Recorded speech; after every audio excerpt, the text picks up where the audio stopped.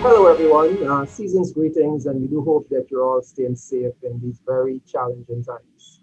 Joining us today is the president of ExxonMobil Guyana, Alistair Routledge, and we're going to be doing an update on the company's operations as well as future plans. As you know, it's been quite an exciting 4 or 5 years since the Lisa discovery. Exxon has made 18 discoveries so far at the Stabroek Block. Estimated recoverable resources around 9 billion oil equivalent barrels. Lisa 1 is upon us, 1 year producing. We're moving to other developments. Exploration continues. So these are exciting times and a lot to talk about. Alistair, good day to you and thank you for joining us. Hi, Chris. Thank you. Thanks for the warm welcome. Indeed, this is a special time for us. 1 year since the startup of first production in Guyana of oil and gas. And if we cast our minds back to that date back in December of 2019, when we celebrated really some true records at the pace in which we developed first oil since discovery, just less than 5 years before that, setting new standards in the industry for the pace of development. So really quite a remarkable start to the industry in Guyana, and happy to celebrate the 1 year anniversary. Of course, the last year has not been an easy year on many fronts, and not least, of course, with COVID-19 affecting all of us, all of our lives since about February, March of this year. And on top of that, for our operations on the Liza Destiny floating production storage and offloading, or FPSO vessel, we had a number of technical issues that extended our commissioning period, much beyond what we had expected. And unfortunately, that led to more flaring than we had planned for. But thankfully, our remarkable crews offshore, supported ably by the technical people onshore and a number of subject matter experts around the world, have finally conquered those issues. And I'm happy to report that earlier this month, we were able to reduce the flare down to its background levels, just to pilot flare levels. And now we're operating at the capacity, the nameplate capacity of the vessel, about 120,000 barrels per day of production. So yes, it's been a tough year on many fronts, but remarkable performance. I'm very proud of our team for overcoming those issues and getting us safely to full production. So it's good to know that the compressor system is up and running.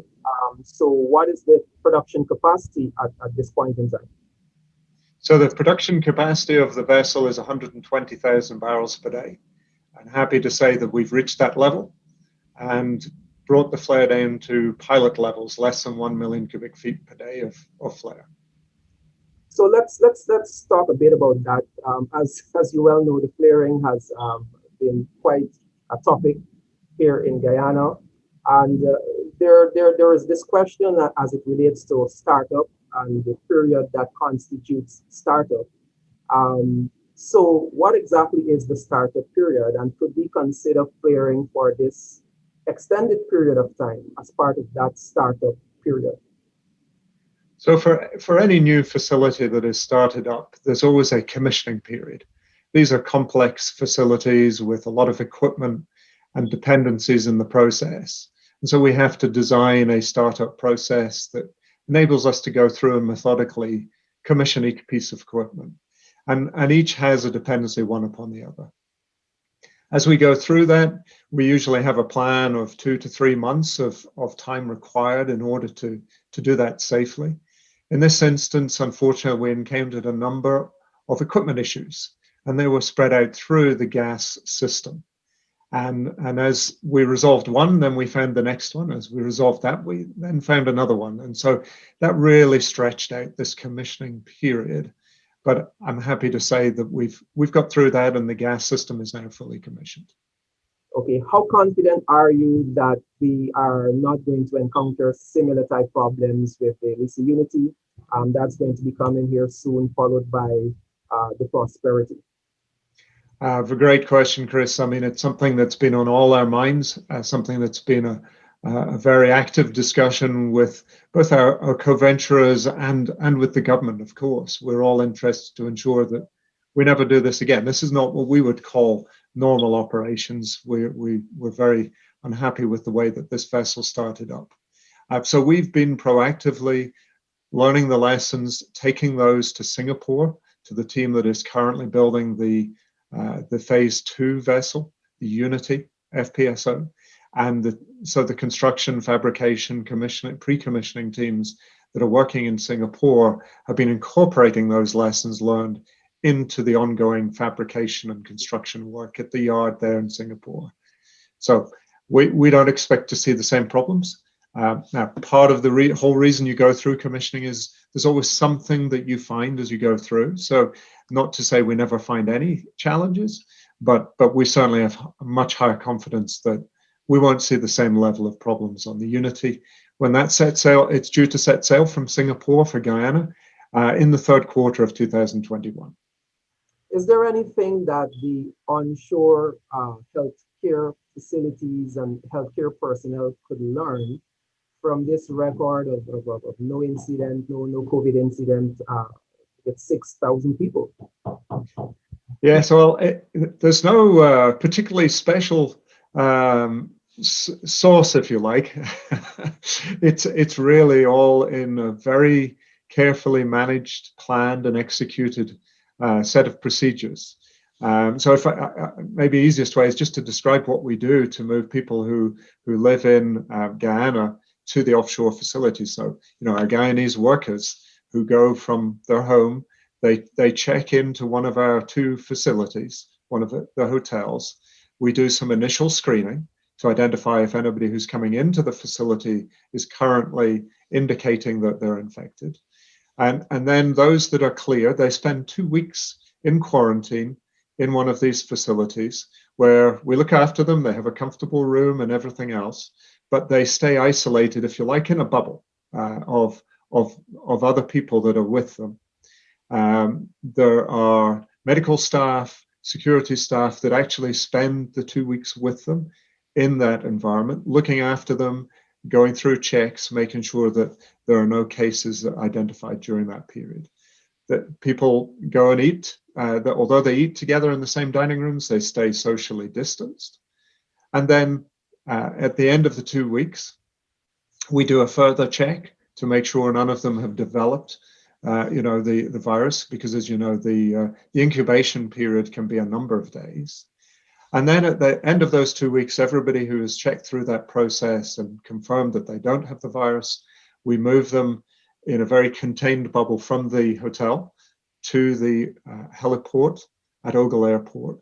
We board them onto the helicopter and get them to the offshore facilities so that they arrive there.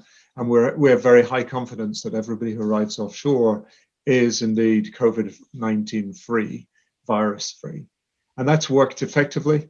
It takes, as I say, huge commitment from all the people that go through that. They're going through extended offshore rotations, adding 2 weeks of quarantine at the beginning of that period. So really, huge appreciation to all our people that have committed themselves and working extremely hard to keep the business running, to keep the operations running. What do you say, notwithstanding the exemplary safety record which you described, what do you say to those, particularly here in Guyana, who still have reservations about ExxonMobil's ability to operate in a manner that is safe to the environment, and those who say that the company does not really place much attention on protecting and preserving the environment? Well, I can assure you that we absolutely are committed to looking after the environment. As a starting point, we always comply with local laws and regulations. In certain countries, and Guyana is probably one of those, where some of the regulations for a new industry like oil and gas are not yet mature. What we do is we use or apply the standards that are set internationally by organizations such as the World Bank. So these are globally recognized standards. So we ensure that we, as a minimum, comply with those. But then we have a number of other processes and tools that we need to follow to also ensure that we recognize the local biodiversity, the environment, and that we take care of the specifics in the local environment. So for each of the major projects, for LISA Phase 1, Phase 2, for Payara, we've gone through an extensive, what's called environmental impact assessment under the oversight of the Environmental Protection Agency, the EPA. Now, each of those EIAs takes as much as 12 to 18 months or even longer to go through the process.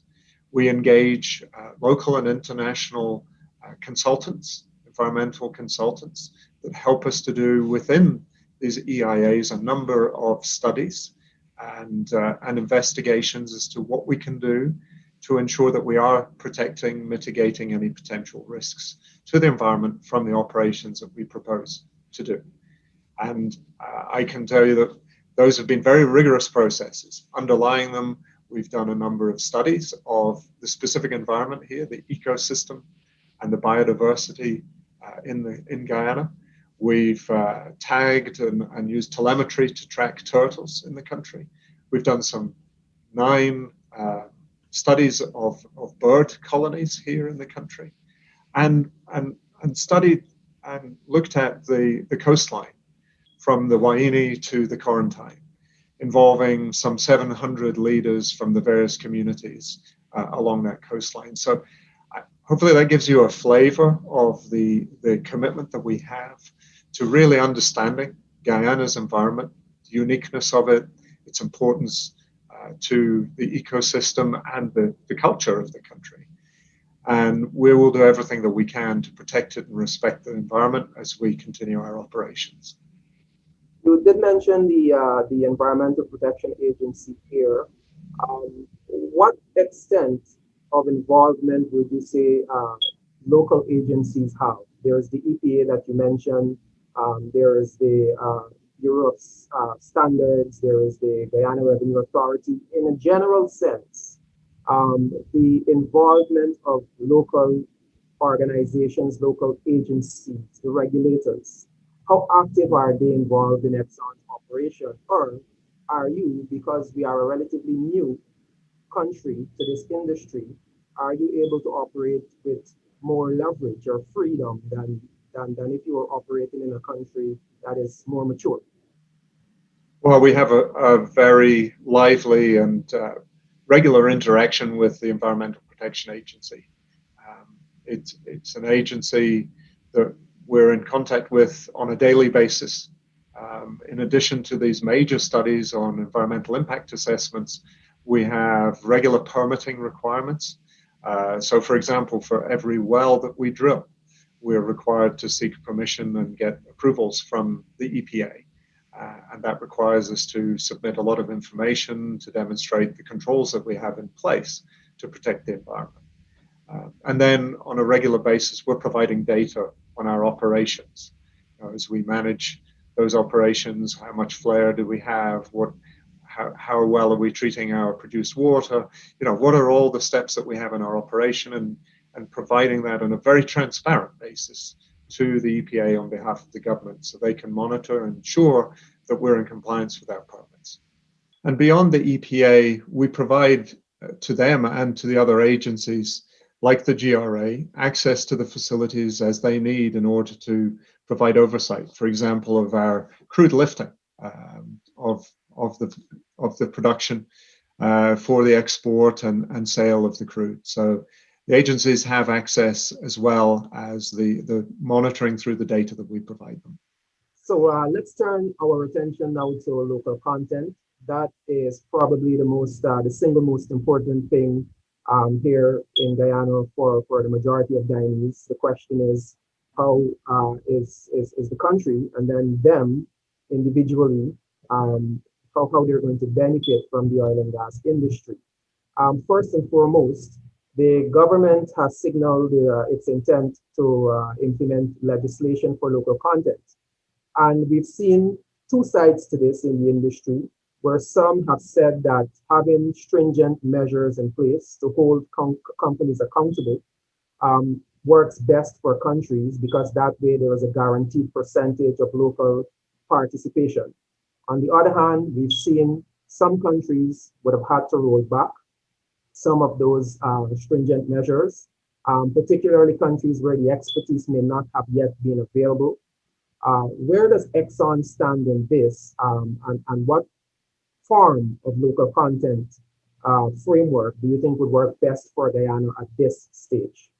This is an area I think that we are very much aligned with the government and the people of Guyana, that for the sustainability of our industry, the efficiency of the business, it makes the most sense for us to be able to develop the local content rather than having to import either the services or the goods from overseas. So I would say we've made a lot of progress in a relatively short amount of time.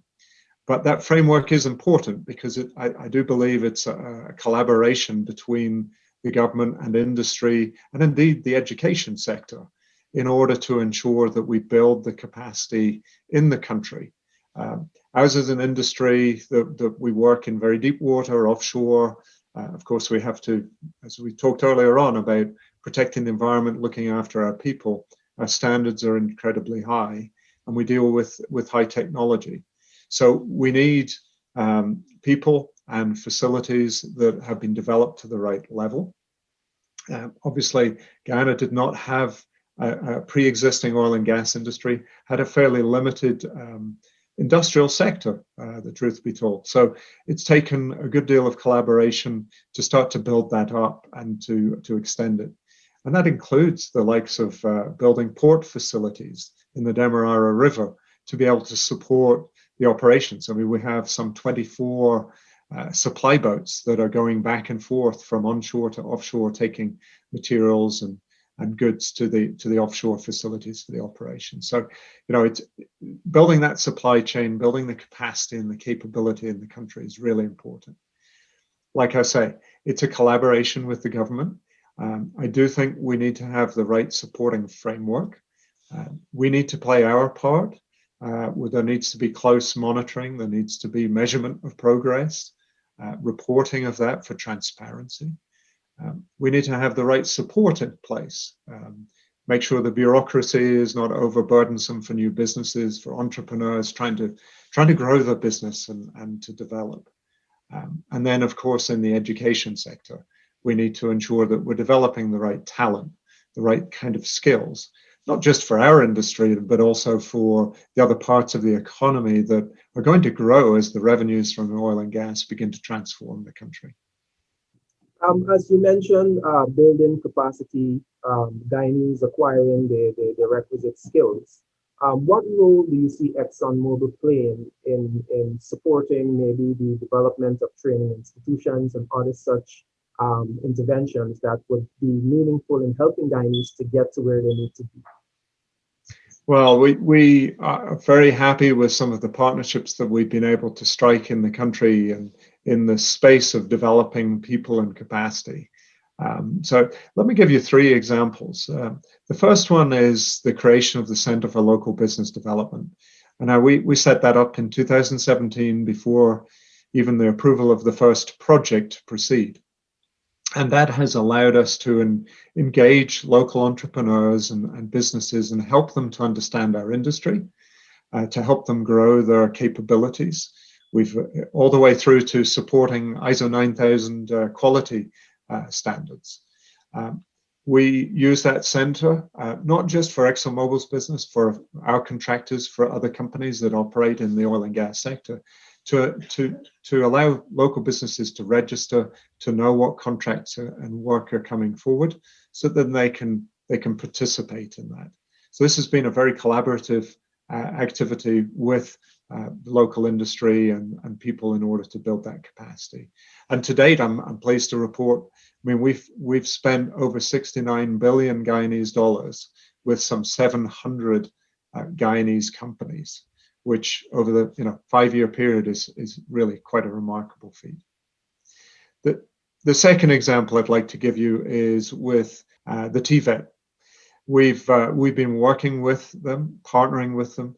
There are skills that we need for technicians, well-trained technicians to do things from welding to electrical work. So these colleges that exist across the country, we're pleased to partner with to help build up their capacity to update and make sure that their teaching facilities and courses meet the kind of requirements that we need in our industry. So we've started on that journey with TVET and happy to see that progress. The third area, or the third institution with which we've connected, is of course University of Guyana. So for the highest level of skills, the graduates, we need that kind of support, and we're delighted to be partnering with the university. Excited by the plans the university has to grow, the 2040 blueprint that they are developing and beginning to work towards. So as they have and they lay out those plans, we're very pleased to engage and to help to build up the capacity of the university to educate more Guyanese and to continue to raise the bar on that education. So let's now turn our attention to another area of particular interest here in Guyana, and that is the gas to power project. Guyana, and I'm sure you well know this, we have one of the highest electricity rates in the region, and power supply is not only unaffordable for most, but also unreliable for all. So many people see the prospect of bringing gas to shore, generating cleaner as well as cheaper electricity, not only benefiting individual households, but industries. Could you give us an update on Exxon's role in that? I know that Exxon would have said that it's fully supporting this project. Could you provide us with an update on that? Sure, I'm happy to do so. Yes, the gas project or gas to power project is clearly a strategic project for the country, one that this government is very keen to move forward quickly. To advance to a startup, realize the benefits as quickly as possible to the people of Guyana, which, as you said, Chris, those include lower cost, cleaner energy, and should be more reliable too. So we've been in regular engagements, I'd say once, twice, even 3 times a week, meeting with the government's task force to progress the project. The big question that will allow us to move into the next phase of the project is selecting the site at which the onshore power plant will be based. The government is looking to do that by the end of this year, and that will allow us to progress into the phase where we really define the route from the offshore facility to the onshore landing point, and then from the onshore landing point to the location where the power plant will be based. So I would say very active engagement. We've confirmed the available gas, as we've talked about in the past, to support the project, and I think the government is keen to make this happen sooner than later. This one is going to pick your brain a bit, and again, you come from the other side of the planet, so to speak, an entirely different environment, culture. And you got here in July, I believe, of 2020. So you've been here just about 4 or 5 months, going into half year. What is your first impression of Guyana? Well, it's a beautiful country. As you say, I came from the Middle East, the desert, and of course, not much greenery there. What there is usually from water that's been manufactured. So to come to Guyana, such a beautiful, rich, diverse country, if anything, I have a degree of frustration, Chris. It's that I haven't had a chance to get out and explore the country, to see all the different regions, the different topography, the nature, everything like that. But within Georgetown, I've been able to meet a few people, some through Zoom, a handful of people in person. I have to say, everybody has been incredibly friendly and welcoming. I'm beginning to learn some of the fascinating history of the country. I really like to enjoy some of the local products. So in fact, even my colleagues have been helping me to hunt down locally made chocolate, because of course you can grow the cacao here, and there's some local businessmen who are turning the cacao into chocolate. And I have to say, I enjoyed some delicious chocolate recently that I picked up at one of the local markets. So yes, excited to be in Guyana. Beautiful country, friendly people. It's such an exciting time to be here as the country is on the edge of a huge transformation. And I'm delighted and excited to be a part of that. Great. Well, in addition to the chocolate, I would recommend you try a couple of the local dishes, pepper pot being one. You must try the different curries, of course, cook up. But most importantly, you probably would want to try our Eldorado 15. That's noted to be #1 in the world. So I'm quite sure that your time here in Guyana would be quite interesting. Thank you again for facilitating this interview, and we do look forward to speaking with you again. Thank you. It's been my pleasure, and I look forward to catching up with you again, hopefully in person, sometime sooner than later. Great. We've been chatting with Alistair Routledge, President of ExxonMobil Guyana. Thank you for joining us.